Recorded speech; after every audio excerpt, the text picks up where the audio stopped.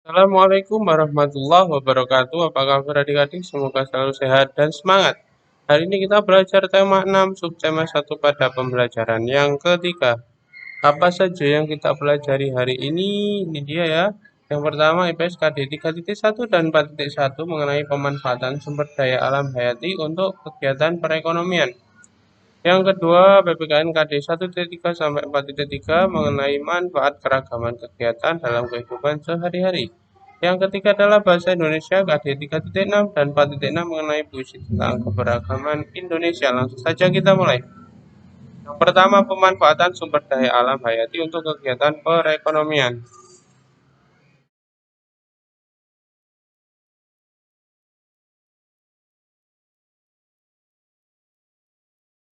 Pada dasarnya ya, sumber daya alam itu terbagi menjadi dua. Yang pertama adalah sumber daya alam hayati, yang kedua adalah sumber daya alam non-hayati. Sumber daya alam hayati adalah sumber daya alam yang berupa segala jenis kekayaan alam yang bersumber dari yang namanya makhluk hidup. Ya, baik dari hewan maupun tumbuhan. Jadi di sini sumber daya alam itu ada dua. Yang pertama hayati atau hidup atau biotik. Jadi sumber daya alam itu tetap bisa hidup ya dan berkembang. Sedangkan sumber daya alam non hayati itu sumber daya alam yang tak hidup atau tak bisa berkembang seperti itu ya. Terus sumber daya alam hayati itu terdiri dari makhluk hidup seperti hewan maupun tumbuhan. Contohnya hutan itu ya kan ada banyak di sana, ada tumbuhan, ada hewan, ada kayu ya dan lain sebagainya. Juga ada hewan ternak seperti ayam ya dan juga tanaman budidaya. Ini contohnya anggur atau tanaman budidaya lain. Sumber daya alam itu bisa dimanfaatkan untuk kehidupan manusia ya. Contohnya di peternakan ada sapi untuk dijadikan sumber bahan makanan ataupun bahan baku industri yang kita ambil dari karet. Juga sebagai bahan makanan ada jagung, padi, gandum, sorghum, ketela pohon, ubi, dan lain sebagainya. Juga ada jahe dan yang digunakan untuk obat dan bumbu masak. Selain itu juga untuk ini juga ya eh, tanaman hias itu ya bisa kita gunakan atau itu apa hewan yang kita pelihara untuk dinikmati kicauannya seperti itu atau keindahan bulunya seperti itu ya. Itu sumber daya alam yang dimanfaatkan untuk kehidupan manusia ya. Terus yang kedua adalah manfaat keragaman kegiatan dalam kehidupan sehari-hari.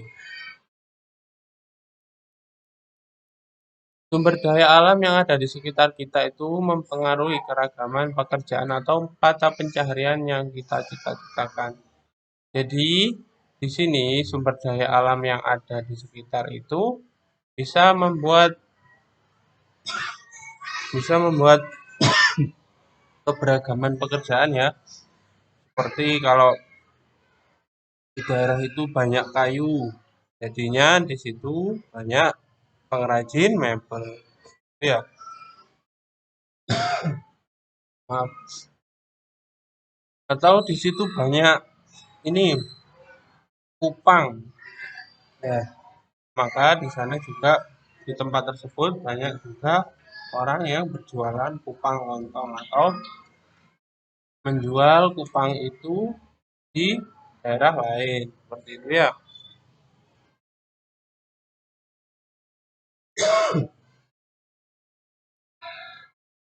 Kalau kita lihat dari sisi tentang alam, Bentang alam itu juga bisa mempengaruhi ya, seperti dataran rendah.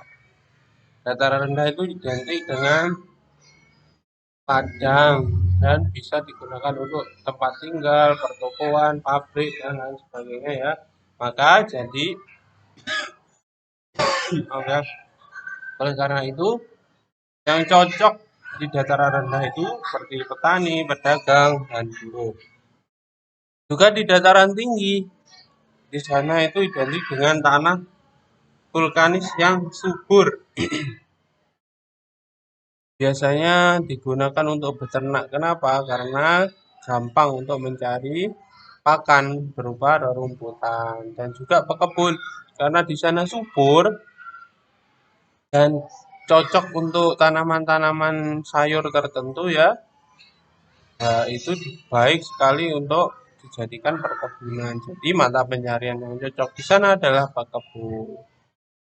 Dan kita juga ada gunung ya, seperti Gunung Bromo itu ya. Nah, di sana yang cocok itu biasanya usaha pariwisata. Kenapa? Karena wisatawan itu ingin tahu bagaimana sih keindahan Gunung Bromo. Maka warga sekitar tuh punya ide bagaimana kalau kita memberikan jasa kepada mereka untuk mengantarkan, untuk memberikan makan, untuk persewaan kendaraan, untuk persewaan tempat tinggal sementara seperti itu ya. Maka di sana terjadi perputaran ekonomi ya. Terus juga pantai. Pantai itu banyak ini ya, mengandung sumber daya alam laut seperti ikan ya ataupun garam dan lain sebagainya. Di sana yang cocok adalah nelayan, restoran, seafood itu ya juga pariwisata seperti tour guide atau penjual aksesoris dan souvenir, juga petani garam seperti itu ya. Namun dalam praktiknya pekerjaan-pekerjaan tersebut juga memerlukan sikap saling bekerja sama agar berhasil. Seperti apa? Contohnya pekerjaan yang membutuhkan kerjasama nelayan. Dalam nelayan apa mencari ikan, nelayan itu membentuk satu tim ya. Ada yang bagian kemudi kapal, ada yang bagian menjaring ikan, menaikkan ikan, ya, dan juga penyimpanan ikan. Di situ harus bekerja sama, harus bersinergi positif untuk apa? Untuk mendapatkan ikan yang berkualitas baik tentunya ya. Juga pegawai kantor itu juga perlu ya. Pekerjaan di suatu perusahaan itu kan banyak, jadi harus dibagi dengan bekerja sama tentunya ya. Bekerja sama bahu membahu hingga akhirnya pekerjaan di kantor itu selesai. Juga pekebun teh, ada yang merawat pohon teh, ada yang memetik pohon teh ya. Terus ada yang apa itu? Memanaskan pohon teh sampai kering ya. Ada yang packing, ada yang menjual seperti itu. Harus ada sinergi positif antara satu pekerja dan pekerja lain hingga akhirnya pekerjaan itu bisa berhasil dengan sukses seperti itu ya. Juga kalian kalau ada pekerjaan kelompok itu ya, kalian harus berperan aktif, harus saling bahu membahu agar pekerjaan dapat selesai ya. Juga kalian dapat pengalaman bekerja sama ya dan dapat diimplementasikan dalam kehidupan sehari-hari. Nih ya, apa sih manfaat kenapa kita harus eh, apa namanya saling bekerja sama dalam berak apa keberagaman itu? Yang pertama adalah saling melengkapi kekurangan ya. Kan nggak ada manusia yang sempurna. Kita harus saling melengkapi agar pekerjaan yang berat menjadi ringan ya dan pekerjaan yang sulit menjadi mudah. Terus saling bertukar ide atau berpendapat. Jadi kita harus saling mengeluarkan ide-ide yang mungkin sudah terbukti baik, sudah pernah kita lakukan dan berhasil. Itu coba kita lemparkan atau kita musyawarahkan dengan tim agar kita bisa sharing ya, sehingga pekerjaan nanti bisa teratasi. Terus memberikan saran atas kekurangan masing-masing ya. Dalam bekerja sama tentunya terkadang ada anggota yang mungkin dalam pekerjaannya itu kurang baik. Nah, sebagai anggota kelompok yang baik, anggota kelompok lain harus saling mengingatkan. Terus juga belajar hal-hal baru, terutama untuk meneladani sifat positif. Pokoknya dalam suatu diskusi dan diskusi lain itu pasti ada hal baru yang kita temukan ya. Baik dari sisi bagaimana kita berdiskusi ataupun ilmu yang didapat.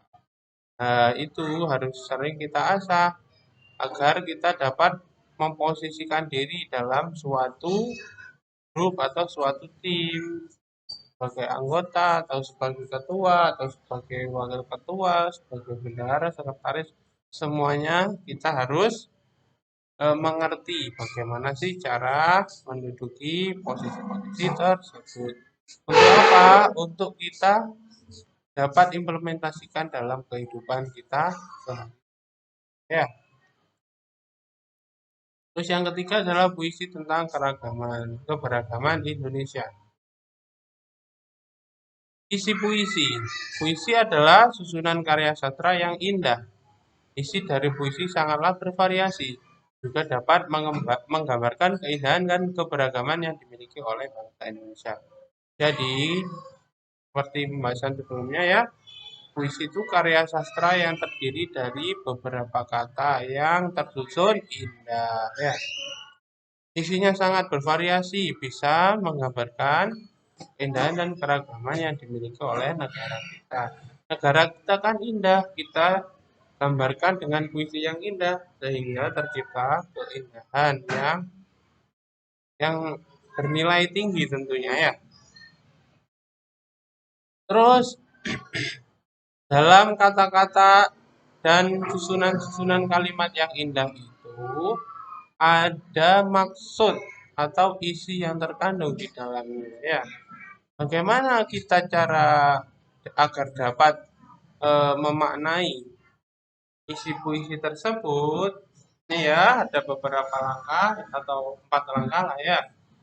Yang pertama adalah membaca puisi tersebut dengan seksama. Baca dengan seksama ya. Jadi mulai awal sampai akhir susunannya kita harus tahu kalimatnya.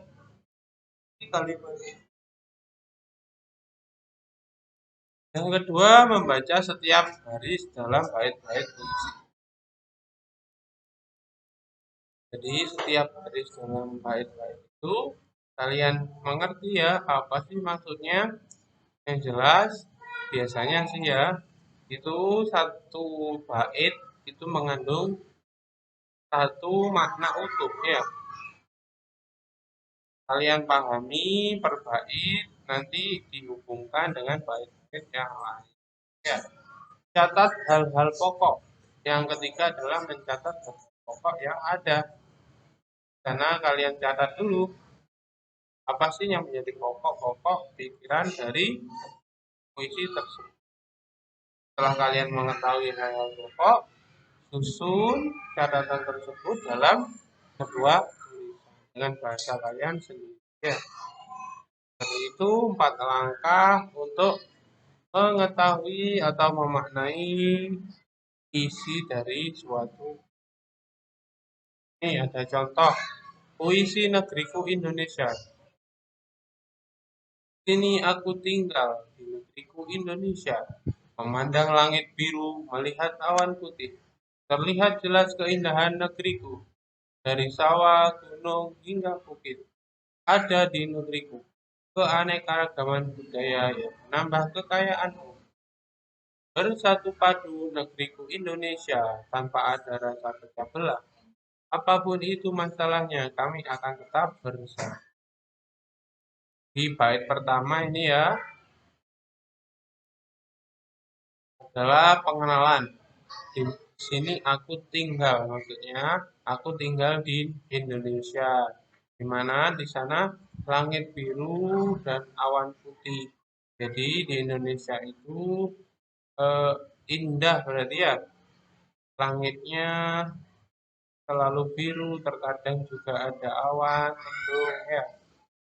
Jadi Indonesia itu selalu disinari sinar matahari sepanjang tahun ya.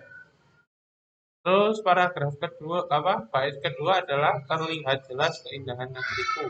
Dari sawah, gunung hingga bukit ada di negeri. Jadi di sini eh, terlihat jelas ya, indah sekali.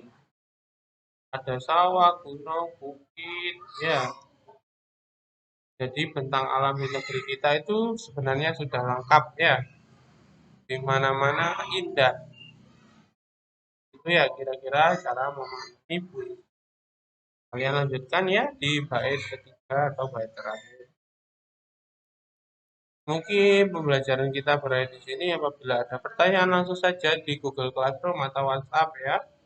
Kurang lebihnya mohon maaf. Semoga bermanfaat dan saya akhiri. Wassalamualaikum warahmatullahi wabarakatuh.